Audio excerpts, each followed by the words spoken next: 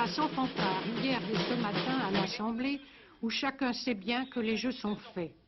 Le ministre de l'Éducation a clairement fixé les règles du jeu. La titularisation volontaire des maîtres du privé figurera dans la loi.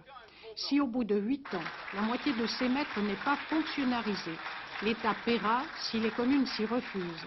Enfin, des conditions sont mises à la création des maternelles privées. Pour l'ancien Premier ministre du général de Gaulle, il faut que le gouvernement remette en chantier un projet ambigu. Les délibérations du gouvernement, le travail du Parlement, l'attention de l'opinion publique sont orientés autour d'un texte dont la complication, les arrière-pensées et les difficultés d'application sont l'assurance qu'une querelle qui était apaisée va être artificiellement rouverte, artificiellement grossie et va se poursuivre pendant des années.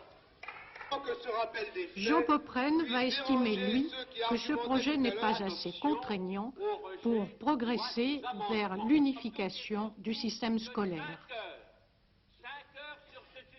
Nous n'avons pas résolu la difficulté, qui est de faire avancer les choses. Car si vraiment il n'y a pas volonté d'avancer, si vraiment il n'y a pas volonté qu'un nombre plus grand d'enseignants, un nombre significatif d'enseignants de l'enseignement privé choisissent la titularisation, alors naturellement avec cette disposition prévue dans votre technostat actuel, ils resteront, ils camperont sur leur position jusqu'à la fin des temps et rien n'aura bougé et vous n'aurez rien réglé.